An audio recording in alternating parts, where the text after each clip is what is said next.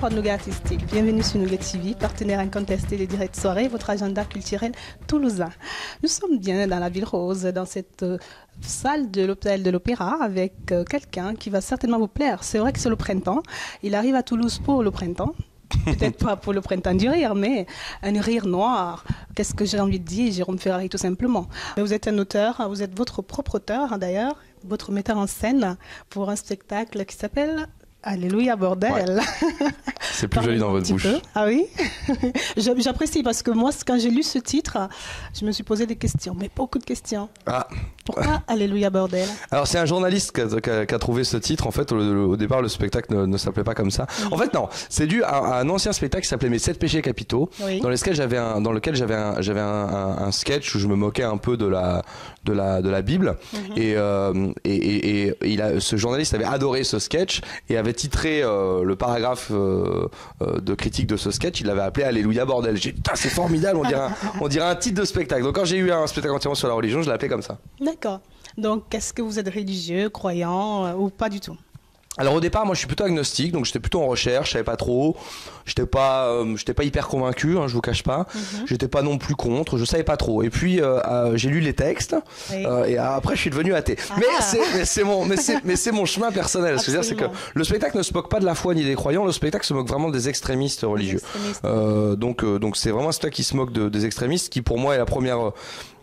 Le communautarisme et l'extrémisme, pour moi, c'est vraiment quelque chose à combattre parce que c'est ce qui nous empêche, pour moi, de vivre tous ensemble. Donc c'est une manière pour moi de lutter contre le racisme. Et puis la religion, si vous voulez, pour moi, c'est quand même c'est un prétexte, hein, c'est un prétexte pour parler de la misogynie, du racisme, de l'homophobie, de l'éducation, du couple. Il n'y a pas besoin de s'intéresser à la religion pour aimer le spectacle, en vrai. Le public de province, il a ce petit truc que tu n'as jamais avec le public parisien. Je sais pas comment dire. Il est sympathique.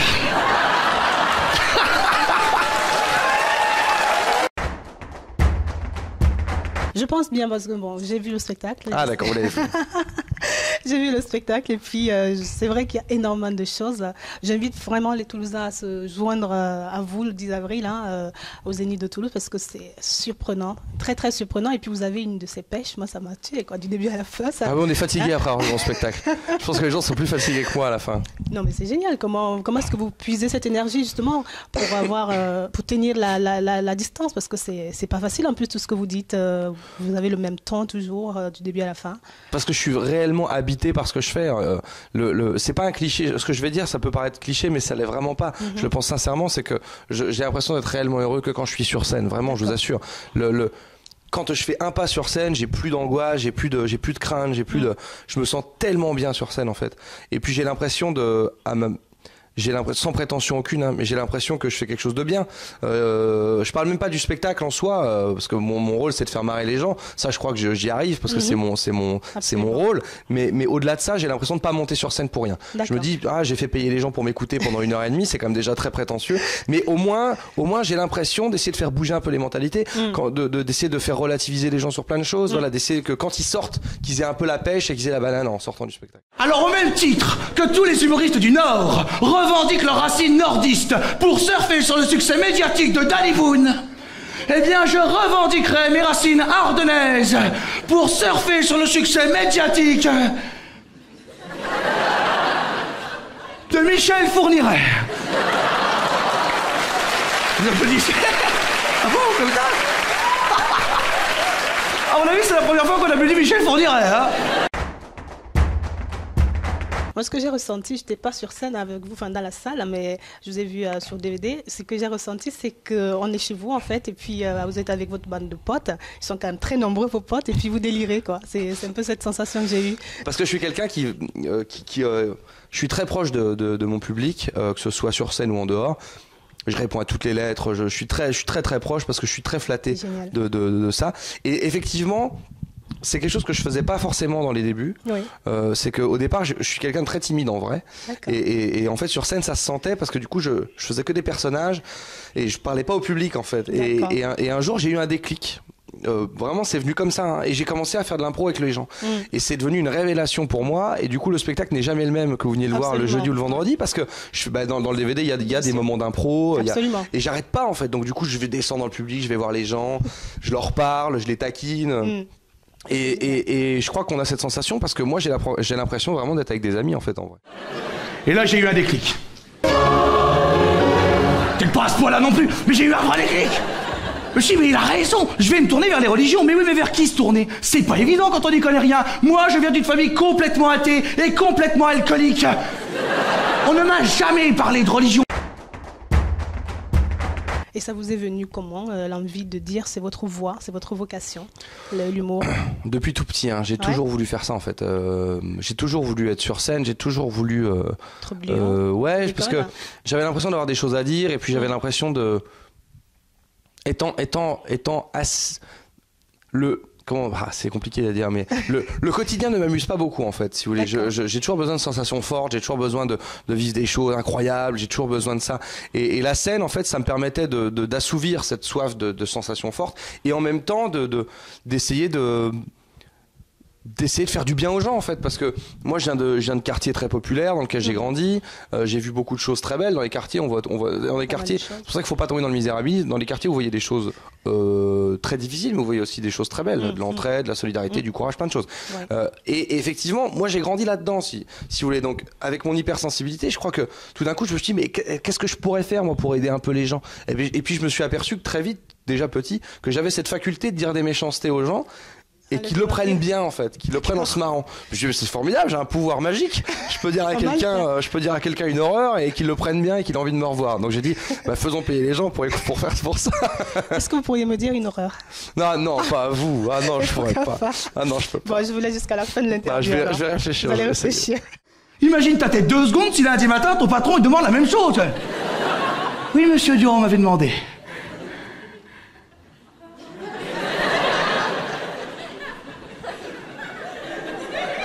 Sacrifier mon fils?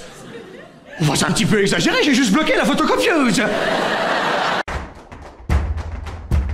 Vous aviez des modèles justement qui vous ont un peu plus forgé là-dedans? Coluche et Pierre Desproges, qui m'ont... Coluche plus dans la forme, c'est-à-dire je fais un peu des personnages comme, en tout cas à la télévision, j'ai un peu cette forme-là de... Quand il fait son sketch par exemple sur le viol, et le mec est au tribunal puis il explique qu'il l'a pas violé, qu'il lui a rendu service. Voilà, d'accord.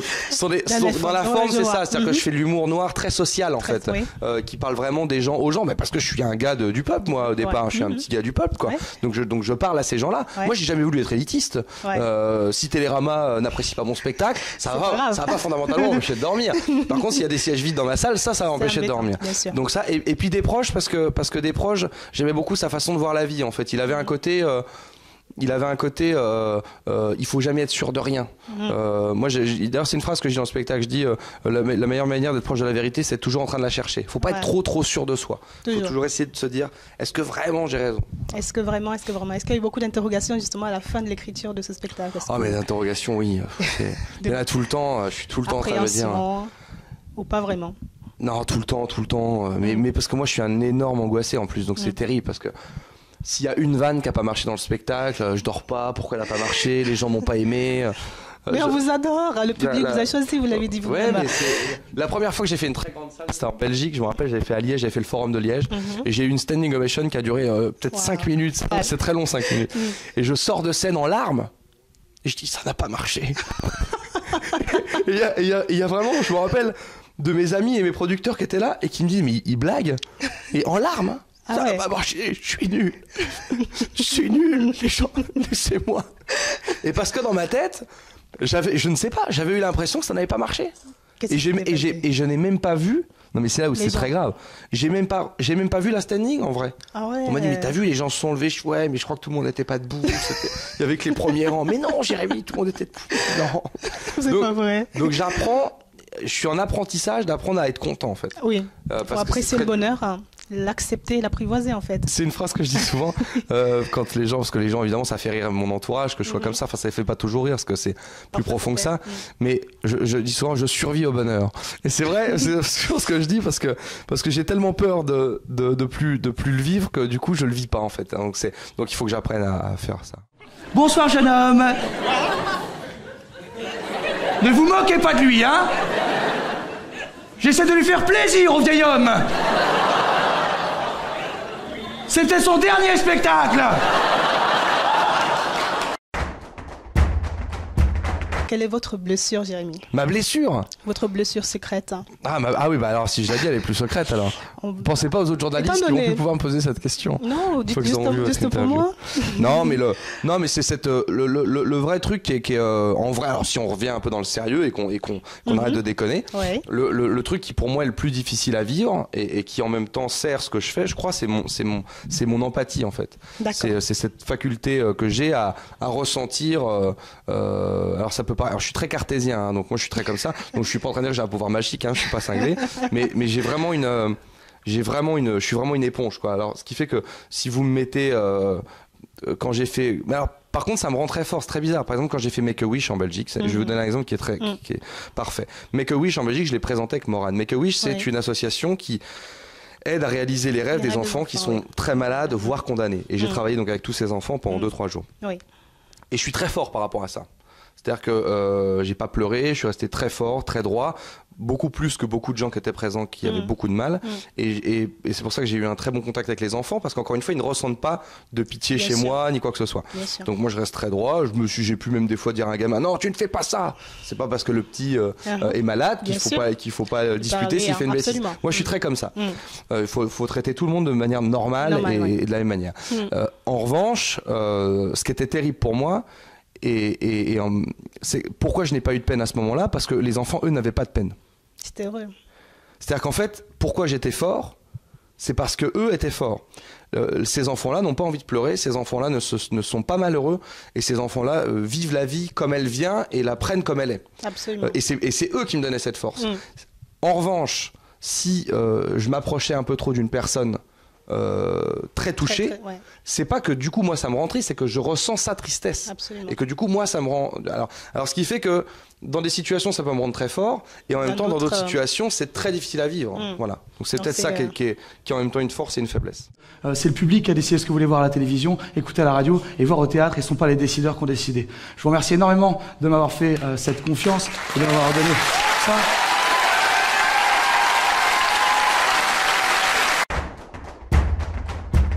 Je pense que ça va être un enrichissement toujours, je pense. J'espère. Tous les spectacles à venir. Et j'imagine qu'il y a d'autres. Oui, il y en a un autre qui est en préparation. On peut avoir une petite idée, oui, un peu dans la même lignée. Bien sûr, ça s'appelle Vent de pièces à Beyrouth. Oui. Et c'est un spectacle qui va parler des guerres, des différentes guerres. La religion, en gros, qu'est-ce que j'ai fait sur la religion ? J'ai dit, je n'y connais rien en religion, je ne sais pas laquelle choisir parce qu'elles sont toutes géniales. C'est ça le propos du spectacle. Alors que je sors toutes les horreurs de la religion, mais je dis elles sont toutes géniales, tout m'a convaincu, c'est formidable. Et le propos du spectacle sur la guerre, ça va être un peu dans le même délire. Ça va être la guerre c'est génial, mais pour qui ? Parce que la guerre, ça tue plein de pauvres gens, mais malheureusement, ça rend aussi très riches et très heureux plein d'autres gens. Donc moi, ce qui m'intéresse maintenant, c'est de montrer aux gens pourquoi il y a des guerres, qui décide, et qu'est-ce qui se passe pendant qu'il y a des pauvres gars en treillis en train de se tuer alors qu'ils ne se connaissent même pas et qui n'ont pas de haine fondamentale les uns envers les autres. Qui a décidé ça et qui en profite? Donc ça va être un petit peu l'axe prochain spectacle. Après avoir suivi le premier, mais vous n'hésitez surtout pas déjà à vous rendre au 10 avril au Zénith de Toulouse 20h30 pour rencontrer l'excellent Jérémy Ferraille. Mais j'attends mon horreur. Ah non, je vous l'ai dit déjà tout à l'heure. Non, elle n'est pas d'horreur. Vous ne l'avez pas mérité de toute façon. Oh, c'est génial. En tout cas, merci infiniment. C'est moi. J'ai apprécié ce moment et puis on se dit à très bientôt. À très vite. Qu'est-ce que vous avez envie de spécial comme ça pour finir aux nougaïstes de la Nougasphère? De dire que d'inviter les gens qui ne m'aiment pas à venir voir le spectacle. Et comme ça, ils vont vous aimer en sortant, j'en suis sûre. Peut-être. Merci beaucoup. Merci. Quant à vous, ne bougez surtout pas, restez connectés, nougattv.com et réservez sur box.fr. Ciao.